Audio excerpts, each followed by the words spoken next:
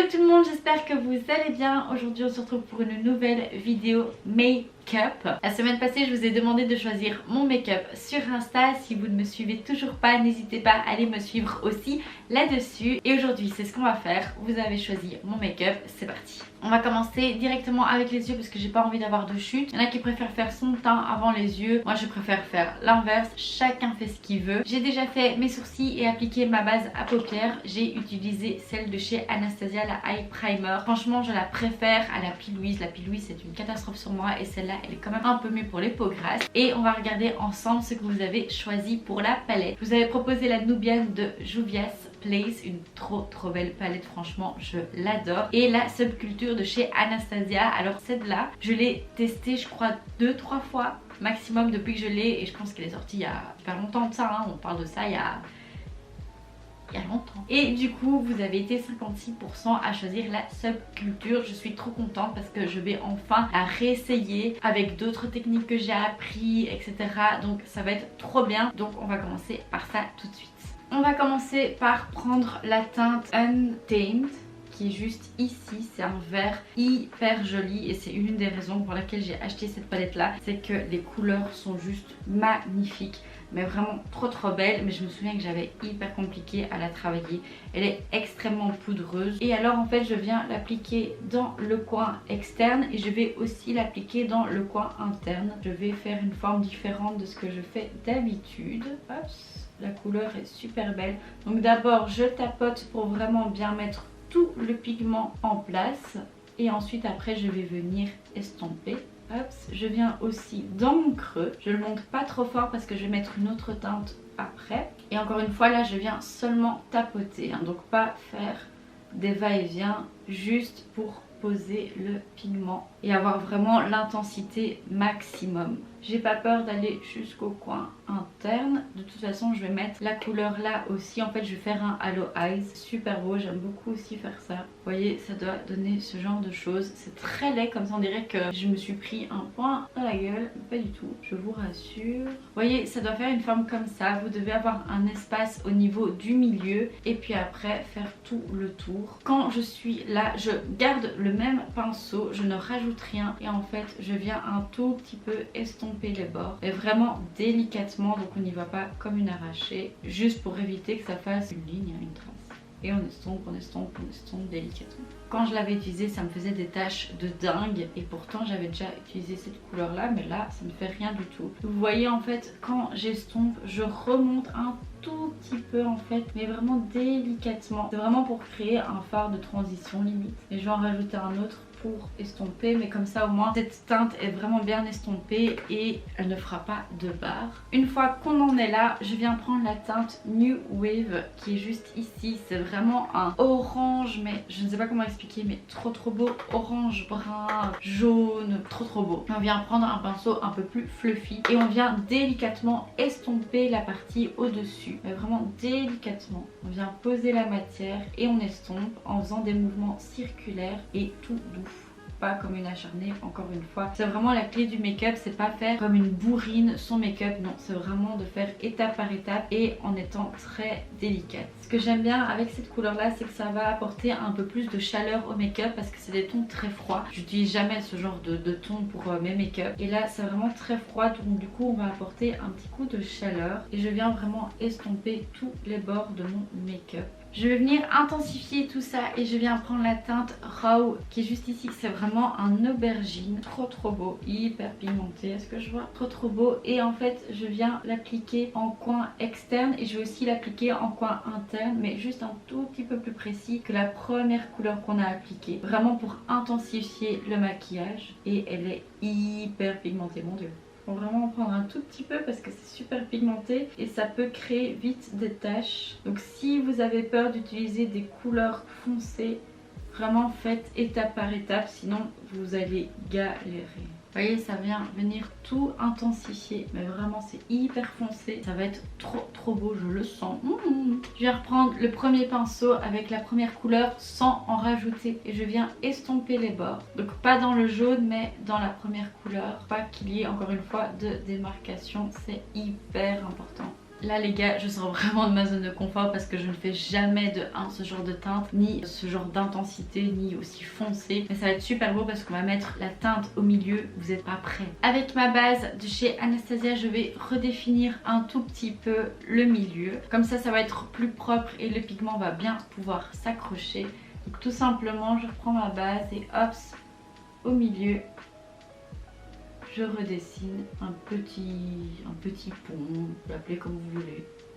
Vous voyez, ça doit faire ça en fait. Jusqu'au creux, je vais pas plus haut. De toute façon moi j'ai les paupières tombantes donc ça sert un peu à rien. Et avec un pinceau propre, je viens juste estomper les bords. Pas qu'il y ait trop une grande démarcation. Pour ma couleur au sang, je viens prendre électrique. C'est un magnifique vert avec des reflets orange, doré, enfin je sais pas mais ça va être trop beau. Et je viens mettre un peu de fixe plus, comme ça va bien accrocher et ça va faire pow. Ça sera peut-être mieux avec le doigt en fait. Je pense pas que ça va bien accrocher.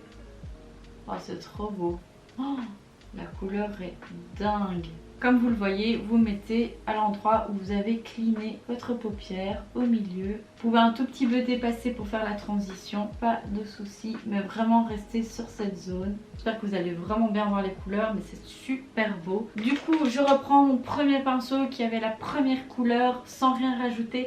Et je viens mais délicatement, mais vraiment hops, hops, hops, estomper un tout petit peu les bords, mais vraiment juste pour dire de couper un peu cette transition trop forte. J'ai quand même envie de rajouter la teinte Roxy, c'est un saumon, mais vraiment super beau. Et je viens prendre sur un pinceau hyper fluffy, un tout petit peu, mais vraiment tout petit peu. Et je viens mettre en fait en coin interne, au niveau du jaune en fait. Et je viens un tout petit peu délicatement estomper, ça va rapporter une autre couleur, une autre dimension au maquillage. Vous voyez, vraiment très délicatement. Le travail des fards est terminé pour le moment. Je vais faire un petit trait de liner. Je vais utiliser le Inglot en teinte, je ne sais pas, il n'y a pas de teinte. En gros c'est un eyeliner noir de chez Inglot, il est trop bien. Je vais faire juste un trait de liner au ras de cils, je vais pas faire une virgule. Je vais mettre des faux cils et on se retrouve après. Mes faux cils sont appliqués, j'ai appliqué les Tati Lashes Rich AF. Tous les liens de toute façon sont en barre d'infos. J'ai jamais aussi bien appliqué mes faux cils de toute ma vie, mais vraiment. Et ça change un look. Alors évidemment vous n'êtes pas obligé d'utiliser des faux cils. Moi j'ai les cils rikiki, tout droit, tout petit, tout nul. Du coup avec ce genre de maquillage là, je trouve que ça fait tellement la différence. Alors là je ressemble à une folle, on dirait que je suis malade. Vous inquiétez pas, on va remédier à ça tout de suite. Pour la base, je vous avais demandé soit la Hollywood Flawless Filter de chez Charlotte Tilbury ou la Herborian Pink Perfect Crème. Et vous avez été plus nombreux à dire que vous vouliez que j'utilise la Herborian Pink Perfect Crème. Donc c'est un soin éclat blur, grain de peau affiné, perfecteur 4 en 1 et je trouve qu'il est vraiment bien. C'est vraiment une texture siliconée en fait. Et hop, j'en prends vraiment un tout petit peu et je viens l'appliquer au niveau de mes pores et surtout de ma zone T en fait. Et le produit sent super bon. Ça sent trop bon. Et je trouve franchement qu'il est pas mal du tout. Je l'aime beaucoup. Pour le fond de teint, j'avais mis soit le NARS Soft Matte ou le L'Oréal Infaillible. Et vous avez été 60% à choisir le NARS. Je suis très contente parce que je l'aime d'amour. Il est trop bien. Moi j'ai dans la teinte Mont Blanc Light 2. Et je viens l'appliquer en fait directement sur mon visage. Pas trop parce qu'il est quand même bien couvrant. Et ensuite je prends mon Beauty Blender et je viens blender tout ça. Vous voyez que la couvrance est vraiment pas mal. Alors je vais pas dire que c'est une full coverage, mais c'est vraiment moyen à full, moyen plus. Et je trouve qu'il est assez modulable. Donc si vous avez envie que ce soit moins couvrant, eh ben vous en mettez moins. Et si vous avez envie de plus de couvrance, vous pouvez toujours rajouter un petit peu par la suite. Et je le trouve vraiment super bien. J'ai l'air d'une folle comme ça. Mon Dieu, on dirait que je suis malade. Vous inquiétez pas. Avec l'anti-cerne, tout va changer. Pour l'anti-cerne, je vous avais demandé soit le The Ordinary, soit le Jouet. Vous avez été 70% à me dire le The Ordinary. J'ai été vraiment super étonnée parce que vu que je l'avais déjà utilisé, je me suis dit ça va être pour le Jouet, que je n'ai jamais utilisé en caméra ici. Finalement non. Du coup, sincèrement, le Jouet est hyper bien. Je pense que je le préfère aux tartes Shape Tape. Mais vu que vous ne l'avez pas décidé, je le ferai dans une prochaine vidéo, je vous montrerai à quoi il ressemble. Pour le The Ordinary, pour tout vous avouer, je ne l'ai plus utilisé depuis le crash test. Je vous le mets juste ici. J'avais fait un crash test dit Ordinary, le fond de teint et l'anti-cerne si ça peut vous intéresser. Du coup je vais prendre la teinte 1.N Fer Neutral. Quand j'avais fait le crash test, je l'aimais bien mais sans plus. Je trouve qu'il me marquait super fort et en fait je le sens qu'il est super épais, mais vraiment. Et ça c'est des matières qui, ok, elles vont être couvrantes mais elles vont me marquer, mais vraiment fort. Mais bon, on va voir. Et je prends comme d'hab mon Beauty Blender et je blende tout ça. En tout cas il se blende super bien. Ça il n'y a rien à dire là-dessus. Je pense qu'il ne faut pas trop attendre parce que vu qu'il est très mat, il va vite se figer et alors vous allez galérer à l'estomper. Donc vraiment l'estomper rapidement. Au pire faites un œil et puis l'autre. Il me semble pas mal, ça va déjà beaucoup mieux hein. J'ai l'air un peu moins malade. Je savais qu'il n'était pas catastrophique hein, mais j'avais le souvenir que c'était pas un qui m'avait plus marqué que ça. Donc pour l'instant ça va encore. On va vite passer à la poudre. Je vous avais demandé soit la Colourpop, soit la Airspun et vous avez été 59% à choisir la Colourpop. Je suis assez contente parce que je l'aime bien. Je vous avais fait aussi un crash test il y a 2 semaines. Je vous la mets dans le petit juste ici de Colourpop. Donc du coup, je réestompe mon anti-cerne parce que je sais que ça a déjà bougé. Avec moi, n'importe quel anti-cerne bouge, hein, il ne faut pas s'inquiéter. Et je viens prendre ma petite poudre et je viens fixer mon anti-cerne dans un premier temps. Avec un plus gros pinceau, je viens poudrer le reste de mon teint. Avec ce fond de teint là, en fait, je poudre vraiment que la zone T pour avoir un peu une assurance de pas trop briller en fin de journée. Enfin, en fait, je ne brille pas en fin de journée avec ce fond de teint là, plus la poudre à la zone T, je suis totalement mat. On va passer au bronzer parce que j'en ai clairement marre d'avoir l'air morte. Et je vous avais demandé soit le Make Up Forever, le Pro Fusion ou le Butter Bronzer de chez Physician. Et franchement, à chaque fois, ça a été hyper serré niveau des votes et vous avez préféré le Make Up Forever. Moi je l'aime beaucoup. En plus il se dit waterproof, du coup en été il est hyper bien. Il va être un peu orangé pour la carnation mais il est vraiment super bien. C'est celui que je mets principalement en été, trop beau. Du coup je viens prendre un pinceau un peu gros. Je vais pas faire un contouring de malade, juste histoire de réchauffer son teint. De toute façon c'est pas une couleur pour faire du contouring. Et je viens l'appliquer au niveau des joues tout en remontant à chaque fois. Alors c'est pas le bronzer le plus pigmenté mais il est hyper fort modulable et en fait vous prenez à chaque fois et vous en remettez et c'est ça qui est bien. Au moins ça va vous éviter de faire des taches et de galérer après à estomper. Limite c'est mieux un bronzer un peu moins pigmenté et hyper modulable qu'un bronzer hyper fort pigmenté. Et il est super lumineux. Franchement en été je vous le conseille à 1000%. J'en mets aussi au niveau du front. C'est là où je préfère le bronzer. Je trouve que ça change tellement. En fait au niveau du front je trouve que ça fait vraiment un effet soleil. Comme si on était parti au sud de la France, en Italie, mais pas en Belgique. J'en mets toujours au niveau de la mâchoire pour un tout petit peu la redessiner. Même si ça ne va pas faire grand chose. Ensuite on passe au bronzer et je vous avais proposé soit le NARS Orgasm ou le Too Faced et en fait ça a été 50-50, donc clairement j'ai le choix. Je vais prendre je pense le Too Faced parce que je pense que le Orgasm je l'avais déjà testé. Donc du coup je prends le Too Faced Sweetheart en teinte Candy Glow. Il est trop cute, vraiment super beau, c'est un des tout premiers que j'ai acheté. Et je viens prendre le Real Techniques, le Blush Brush. J'aime beaucoup ce pinceau quand j'ai envie d'avoir un effet un peu plus diffusé sur mon visage, que ça évite de faire encore une fois des taches, des paquets et que ça se fonde bien avec tout le reste. Il est super beau, il est très lumineux, donc si vous n'aimez pas les blushs lumineux ce sera pas fait pour vous, mais il donne déjà un glow assez intéressant. Je pense que vous le voyez, super beau. Et avec ça vous êtes même limite pas obligé de mettre de l'highlighter. Et je pense que vous connaissez à me connaître, moi et l'highlighter c'est une histoire d'amour. Avant d'appliquer mon highlighter, comme d'hab le Fix Plus de chez MAC. Alors pour le highlighter je vous avais proposé 2 palettes, soit la Anastasia, la Gleam Glow Kit ou soit la palette de chez NYX. Alors franchement ça a été hyper serré tout le long. Je pensais au début que j'allais devoir choisir moi et en fait finalement il y a 52% qui ont choisi le Glow Kit de chez Anastasia. Je suis super contente de l'utiliser parce que je pense que ça fait bien 2 ans que je l'ai plus utilisé, un truc comme ça. Du coup je prends mon Glow Kit, je crois que celui-là n'est plus dispo mais il y en a un autre qui est dispo et J'aime beaucoup, en tout cas la formule, très très bien. Je prends un mix de Starburst et de Crutch Pearl, vraiment mes teintes préférées. Celles-là, je trouve qu'elles sont un peu trop foncées pour ma carnation, mais en été, ça peut encore aller sur le corps ou quoi. C'est assez sympa. Hop, et je viens l'appliquer. Ouais, il est trop beau. Oh, c'est trop joli. Franchement, je suis fan de cette palette. Elle est vraiment super belle.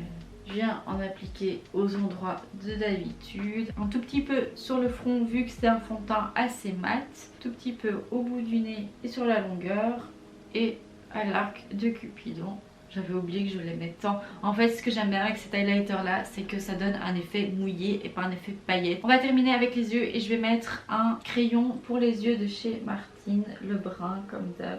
Je vous ai pas dit, mais la palette Subculture ne m'a fait aucune chute. Donc si vous aimez pas faire votre teint après vos yeux, il n'y a pas de souci à se faire. Alors je viens prendre en fait les mêmes couleurs. Non, j'ai envie d'utiliser une autre couleur. Je viens prendre la teinte All Star qui est un tout petit peu plus claire que la Rowdy. Et je viens l'appliquer au ras de mes cils en tapotant.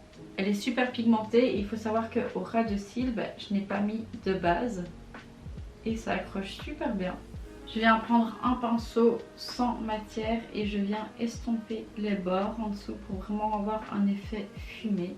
Et je pense que je ne vais mettre que cette teinte qui est déjà très intense et ouais, c'est super beau, je vais laisser ça. Vous n'êtes pas toujours obligé en fait de mettre les mêmes couleurs qu'il y a au-dessus, en dessous. Vraiment vous pouvez vous amuser et ça fait un super beau contraste. Ensuite je viens prendre le bombastique de chez Martine pour le mettre sur les cils d'en bas. On va terminer avec les lèvres et pour les lèvres je vous ai pas demandé tout simplement parce que je ne savais absolument pas ce que j'allais faire. Donc j'avais pas envie de me retrouver avec ce genre de make-up là à obliger de me mettre du rouge à lèvres rouge, no way. Je viens utiliser le NYX en teinte Soft Spoken, c'est le NYX Suède crayon. Ils sont vraiment pas mal, je les aime vraiment bien et c'est petit prix donc tout ce qu'on aime. Et je viens en fait faire mon contour des lèvres comme d'hab. Alors il a l'air vraiment beaucoup plus foncé sur le packaging qu'en vrai. Ça c'est pas le top je trouve. J'en ai acheté quelques-uns sur internet, ils avaient l'air un peu foncés et en fait quand je les ai reçus ils étaient super clairs. Ça je suis un peu déçue. Je trouve que les images sur internet sont pas les meilleures et ni sur le packaging finalement. Et ensuite je viens prendre le Pat McGrath en teinte Peep Show. Regardez-moi ce packaging canonissime. C'est un rouge à lèvres mat mais qui est assez crémeux donc franchement ils sont très beaux. Et voici le look final. Je suis hyper contente de comment ça rend. Je trouve ça super beau. Au moins je suis un peu sortie de ma zone de confort. Ça fait du bien. Sincèrement la palette Subculture, je suis étonnamment surprise. Je me souviens que je l'aimais pas du tout. Et là je l'aime vraiment énormément. Je trouve que c'est super beau. Les couleurs changent de ce qu'on a d'habitude dans tous les autres palettes. Et c'est pour la raison que je l'avais acheté à la base. Et là je sais que je vais la réutiliser. C'est trop beau. Je suis trop contente. Dites-moi en commentaire ce que vous en pensez. Et si vous avez déjà utilisé la Subculture, qu'est-ce que vous en avez pensé? Parce qu'il y a vraiment des avis hyper tranchés là-dessus. Il y a soit la team j'adore ou soit la team je déteste. Alors moi j'étais de la team je déteste, maintenant je suis de la team j'adore. Vraiment les couleurs sont juste magnifiques. Dites-moi tout ça en commentaire. Dites-moi aussi si ça vous a plu de choisir mon make-up sur Insta. Franchement moi j'ai trop aimé, au moins vous participez à mes vidéos et ça je trouve ça trop bien. N'hésitez pas à laisser un maximum de pouces en l'air, à vous abonner à ma chaîne et d'ici là prenez soin de vous. Bisous. Down, yeah. I've been feeling so down, yeah. Can you tell me why? I'm down.